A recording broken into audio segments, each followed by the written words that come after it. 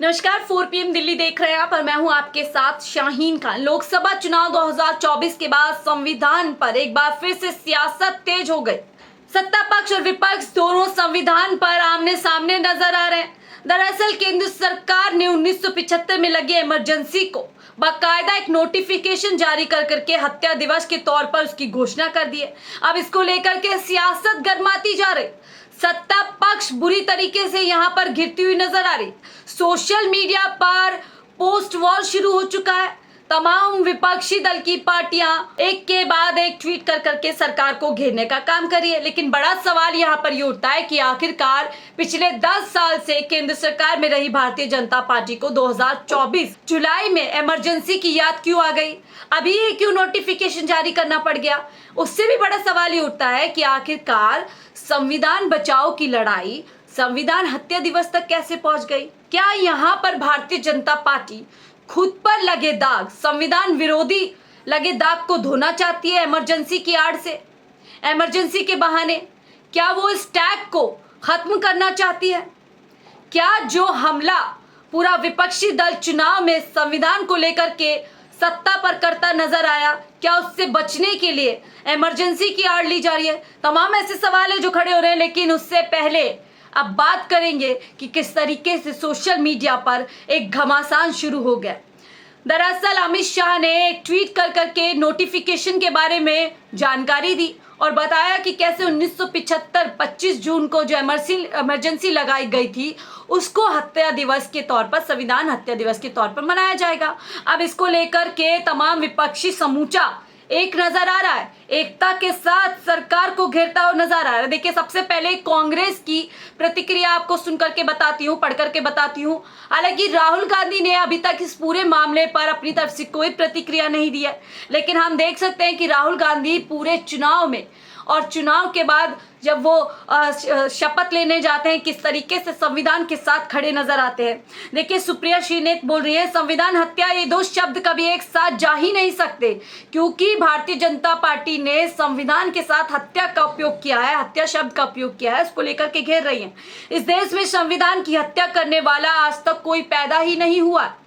हत्या की जगह रक्षा या बचाव भी तो कह सकते थे, लेकिन यह हत्या शब्द बीजेपी के अंदर की नफरत, उनकी कुंठा, उनका असली चेहरा और उनके अंदर की हिंसा का परिचायक है। बड़ा हमला यहाँ पर कांग्रेस की सुप्रिया जी कर रही, जो लगातार सरकार को सवालों के घेरे में घेरती रहती है। असलियत यह है कि संविधान बदलने की बीजेपी की साजिश नाकाम हो गई है और इस देश की जनता ने उनके षड्यंत्र का पर्दाफाश कर दिया और इस तरह की उल जुलूल हरकतें हार की झुंझलाहट और ध्यान भटकाने की नाकाम कोशिश है। बड़ा हमला यहाँ पर सुप्रिया कर रहे हैं कि जो देश के अंदर बेरोजगारी से लेकर गरीबी, तमाम बड़े बड़े मुद्दे हैं जिस पर सरकार को गौर देना चाहिए, उन मुद्दों से भटकाने का काम यहाँ पर सरकार नजर आ रही। साथ ही देखिए, अग्निवीर योजना को लेकर, मणिपुर को लेकर के यहाँ पर बड़ा हमला उन्होंने भारतीय जनता पार्टी पर किया है। तो एक तरीके से यहाँ पर भारतीय जनता पार्टी पूरी तरीके से फंस चुकी है। और साथ ही देखिए, बड़ा हमला यहाँ पर प्रियंका गांधी ने भी ट्वीट के जरिए से किया है कि भारत की महान जनता ने ऐतिहासिक लड़ाई लड़कर अपनी आज़ादी और अपना संविधान हासिल किया है। जिन्होंने संविधान को बनाया, जिनकी संविधान में आस्था है, वे ही संविधान की रक्षा करेंगे। जिन्होंने संविधान लागू होने का विरोध किया, बड़ा हमला यहाँ पर प्रियंका गांधी अपने पोस्ट के जरिए से भारतीय जनता पार्टी पर करती हुई नजर आ रही है। जिन्होंने संविधान लागू होने का विरोध किया, संविधान की समीक्षा करने के लिए आयोग बनाया, संविधान खत्म करने का आह्वान किया, अपने फैसलों और कृत्यों से बार बार संविधान और लोकतंत्र की आत्मा पर प्रहार किया, वे नकारात्मक राजनीति वाला संविधान हत्या दिवस मनाएंगे ही। इसमें कोई आश्चर्य की बात नहीं है। यानी कि खुद यहाँ पर फंसती हुई नजर आ रही है भारतीय जनता पार्टी। लेकिन इस बीच बड़ा ट्वीट यहाँ पर किया गया है कि 4 जून 2024 को मोदी मुक्त भारत के तौर पर पूरा भारत इस दिवस को मनाएगा। देखिए, और 8 नवंबर को जिस तरीके से पूरी तरीके से डिमोनेटाइजेशन किया गया, उस पर भी जय श्री राम, जो कि कांग्रेस के नेता है और एमपी है, वो कहते हैं कि अब से हर साल 8 नवंबर को भारत के लोग आजीविका हत्या दिवस के रूप में मनाएंगे। इसका गजट नोटिफिकेशन भी जल्द ही जारी होगा। और देखिए, खड़गे जी है जो कि कांग्रेस के अध्यक्ष है, उन्होंने भी कई सवाल यहाँ पर जो संविधान पर भारतीय जनता पार्टी ने किए हैं उस पर उठाए हैं और लगातार किस तरीके से पिछले 10 साल में संविधान की हत्या की जा रही है उसका जिक्र यहाँ पर कर रहे हैं कि पिछले 10 वर्षों में आपकी सरकार ने हर दिन संविधान की हत्या दिवस ही मनाया है। आपने देश के हर गरीब व वंचित तबके से हर पल उनकी आत्मसम्मान छीना है। जब मध्य प्रदेश में भाजपा नेता आदिवासियों पर पेशाब करता है तब हत्या दिवस के तौर पर उसको आपने मनाया। जब हर 15 मिनटों में दलित के खिलाफ एक बड़ा अपराध घटता है, यानी कि एक के बाद एक फहरिस्त यहाँ पर है, अल्पसंख्यकों का जिक्र किया गया और भारतीय जनता पार्टी की दुखती रथ मणिपुर का जिक्र भी यहाँ पर किया गया है। किस तरीके से बेरोजगारी चरम सीमा पर जाती जा रही है उसका जिक्र यहाँ पर खड़गे जी ने किया है।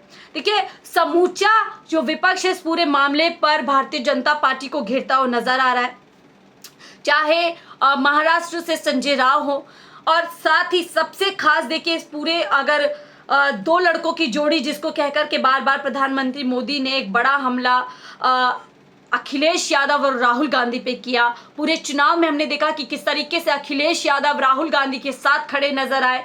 उन्होंने सीधा जवाब देते हुए हमला यहाँ पर बड़ा किया है। 30 जनवरी को बापू हत्या दिवस और वह लोकतंत्र हत्या दिवस के संयुक्त दिवस के रूप में मनाना जाना चाहिए। इसी दिन चंडीगढ़ में भाजपा ने मेयर चुनाव में धांधली की थी। यहाँ पर एक बार फिर किस तरीके से चंडीगढ़ चुनाव में धांधली की थी उसका जिक्र यहाँ पर वो करें। मणिपुर में नारी के मान अपमान हत्या दिवस के तौर पर मनाया जाना चाहिए। हाथरस की बेटी हत्या दिवस मनाना चाहिए। लखीमपुर में किसान हत्या दिवस मनाना जाना चाहिए। कानपुर देहात में माँ बेटी की हत्या दिवस। 3 काले कानूनों से कृषि हत्या दिवस। पेपर लीक करके हुए परीक्षा प्रणाली हत्या दिवस। अग्निवीर से हुए सामान्य सैन्य भर्ती हत्या दिवस। बढ़ती महंगाई से हुए आम परिवारों के भविष्य की हत्या दिवस। नोटबंदी व जीएसटी लागू करने से हुए व्यापार का हत्या दिवस। यानी कि एक के बाद एक 10 साल में जो विफलताएं सरकार की रही है उस पर यहाँ पर हमला करते हुए अखिलेश यादव ने बड़ा हमला यहाँ पर सरकार के ऊपर बोला। बुरी तरीके से भारतीय जनता पार्टी यहाँ पर फंसती हुई नजर आ रही है। यानी कि जो संविधान को लेकर के लड़ाई समूचे विपक्ष ने चुनाव से लेकर के शपथ ग्रहण तक समय में दिखाई, उस पर यहाँ पर ऐसा लगता है कि भारतीय जनता पार्टी पूरी तरीके से फंस चुकी है। विपक्ष के पिच पर आकर के वो बैटिंग करने की कोशिश कर रहे हैं, लेकिन साफ तौर पर नजर आ रहा है कि इमरजेंसी के बहाने सरकार खुद पर लगे दाग को मिटाना चाहती है, खुद पर लगे दाग को धोना चाहती है। लेकिन लोकसभा चुनाव 2024 में जिस तरीके से जनता ने संविधान बचाने वाले विपक्ष को चुना, संविधान की बात करने वाले विपक्ष की जिस तरीके से बात को सुना और भारतीय जनता पार्टी का विजय रथ 2024 में 240 पे रोक दिया, इससे एक बात साफ तौर पर नजर आती है कि आम जनता के बीच भारतीय जनता पार्टी के जो संविधान विरोधी उनका एक तरीके से एटीट्यूड है, जो उनका पूरा राजनीति उनकी संविधान विरोधी नजर आती है, उसके खिलाफ आम जनता में रोष था। इसी के चलते आम जनता ने लोकसभा 2024 के चुनाव में इस तरीके का एक तरीके से जनादेश दिया। बहरहाल आप लोगों को तय करना है कि आखिरकार 1975 में लगी हुई इमरजेंसी ज्यादा खतरनाक थी या फिर अब पिछले 10 साल से जिस तरीके से विपक्ष लगातार कहता है कि एक अघोषित इमरजेंसी इस देश में चल रही है। शायद इसी के चलते एक राज्य के मुख्यमंत्री को जेल में डाल दिया जाता है। किस तरीके से मणिपुर पिछले 1 साल से जल रहा है उसको देखा नहीं जाता। किस तरीके से चंडीगढ़ के चुनाव में धांधली सामने आती, यानी एक के बाद एक सरकार की तरफ से इस तरीके की घटनाएं सामने आती हैं, जिससे साफ तौर पे माना जा सकता है कि देश में पिछले 10 साल से एक अघोषित इमरजेंसी लग रही है। बहरहाल इस पूरे मामले में साफ तौर से देखा जा सकता है कि भारतीय जनता पार्टी ये नोटिफिकेशन जारी करके खुद संविधान के मुद्दे पर फंसती हुई नजर आ रही है, क्योंकि पूरे समूचे कह सकते हैं कि विपक्ष ने आईना कहीं ना कहीं यहाँ पर सरकार को संविधान को लेकर के दिखा दिया है। बहरहाल आप लोगों को तय करना है कि देश में अघोषित इमरजेंसी ज्यादा खतरनाक है या 1975 में लगी हुई इमरजेंसी, जिसको बार बार भारतीय जनता पार्टी अपनी शील्ड बनाते हुए नजर आ रही है और ये दिखाने की कोशिश कर रही है कि वो संविधान के रक्षक है। हमें कमेंट बॉक्स में अपनी राय जरूर बताइएगा। फिलहाल के लिए मुझे दीजिए इजाजत। आप देख रहे थे 4 PM दिल्ली।